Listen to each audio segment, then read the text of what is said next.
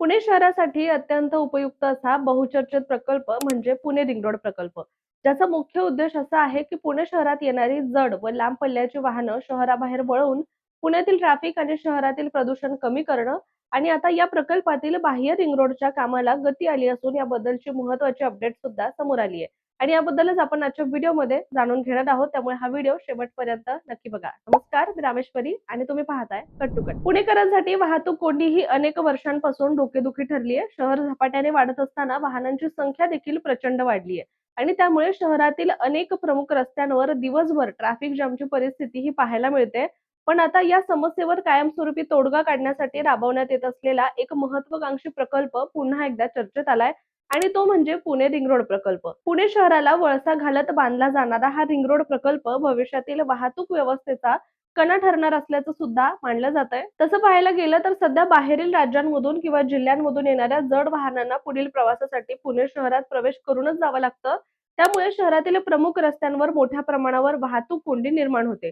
विशेषतः मुंबई ते बंगळुरू किंवा पश्चिम महाराष्ट्रातील सातारा, सांगली आणि कोल्हापूर या भागांकडे जाणारी मालवाहतूक सध्या पुण्यातूनच जात असते. त्यामुळे शहरातील रस्त्यांवर ट्रक आणि इतर जड वाहनांची सुद्धा मोठ्या प्रमाणावर गर्दी ही पाहायला मिळते. या प्रकल्पाचा मुख्य उद्देश हाच आहे की पुणे शहरामध्ये प्रवेश करणारी जड वाहनं, ट्रक असो, कंटेनर असो किंवा लांब पल्ल्यांची माल वाहतूक करणारी जी वाहनं आहेत ती थेट शहरामध्ये न आणता शहराबाहेरूनच ती वळवणं. आणि सध्या अनेक राष्ट्रीय आणि राज्यमार्ग हे पुण्यातून जात असल्यामुळे बाहेरून येणारी मोठी वाहनं ही शहरातील रस्त्यांवरून जातात. त्यामुळे इथे प्रचंड प्रमाणामध्ये वाहतूक कोंडी पाहायला मिळते. त्याचबरोबर मुख्यतः सकाळी आणि संध्याकाळच्या वेळेमध्ये ही परिस्थिती आणखीनच गंभीर होते आणि याचमुळे अनेकदा अपघात सुद्धा होत असतात. अपघातांच्या संख्येमध्ये सुद्धा मोठ्या प्रमाणात वाढ होत असल्याचं आपल्याला पाहायला मिळालंय. त्याचबरोबर अशा परिस्थितीमध्ये आपत्कालीन यंत्रणांना सुद्धा योग्य वेळेमध्ये जागेवर पोहोचणं हे कठीण होऊन जातं. त्यामुळे रिंग रोड हा पूर्ण झाल्यानंतर ही वाहनं थेट बाहेरूनच मार्गक्रमण करू शकणार आहेत. दरम्यान रिंग रोड 2 भागांमध्ये विकसित केला जातोय, अंतर्गत आणि बाह्य रिंग रोड. यापैकी विशेषतः बाह्य रिंग रोड हा प्रकल्प अत्यंत महत्त्वाचा सुद्धा मानला जातोय. आता या कामाला गती आल्याची सुद्धा मोठी अपडेट सध्या समोर आली आहे. चला तर आपण लगेचच या अपडेटवर नजर टाकूया. शिवाय यातील मार्ग कसे असणार हे सुद्धा पाहूयात. महाराष्ट्र राज्य रस्ते विकास महामंडळ अर्थात MSRDC कडून या प्रकल्पावर काम सुरू असून 168.605 किलोमीटर लांब या मार्गाच्या कामाला सुरुवात होऊन आता सध्या 1 वर्ष झालंय. पुणे बाह्य रिंग रोडचा मार्ग 110 मीटर रुंद असून फक्त पुणे शहरालाच याचा फायदा होईल का, तर असं नाहीये. तर यामुळे पुण्यासह मुंबई ते बंगळुरू या प्रवासाला सुद्धा नक्कीच फायदा होणार आहे, ज्यामुळे प्रवासाचा वेळ सुद्धा अधिकच कमी होईल असं म्हटलं गेलंय.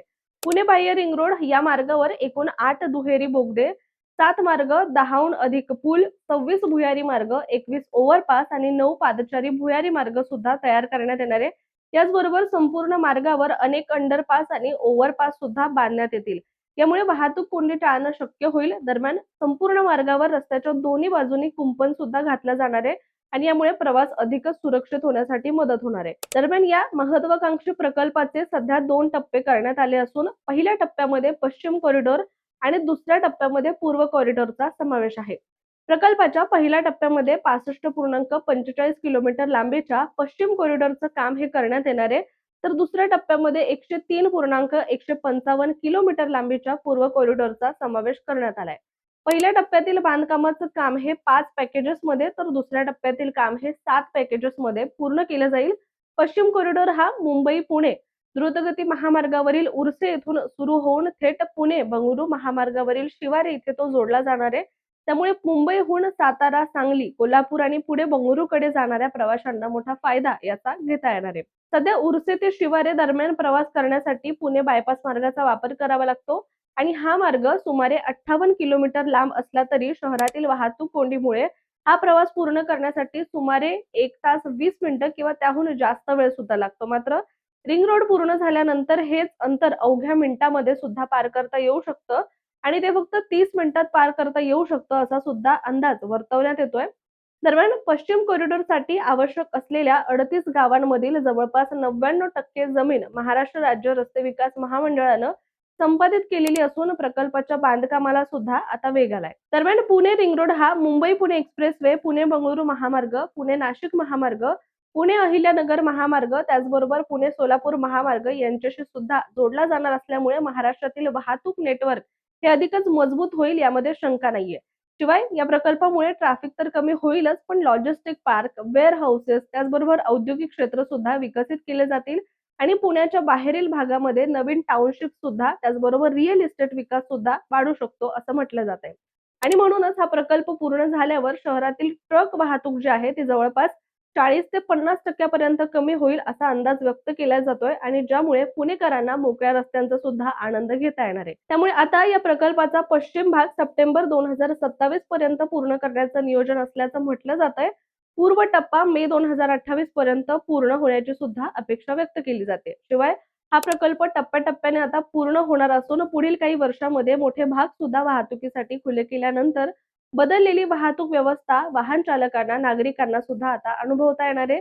त्यामुळे आता पुणेकरांना आणि या मार्गावर दैनंदिन प्रवास करणाऱ्या नागरिकांना सुद्धा हा प्रकल्प कधी पूर्ण होतो याची आतुरता मात्र आता लागलेली आहे. त्यामुळे तुर्तास आपण इथेच थांबूया. मात्र आपलं यावरचं मत काय?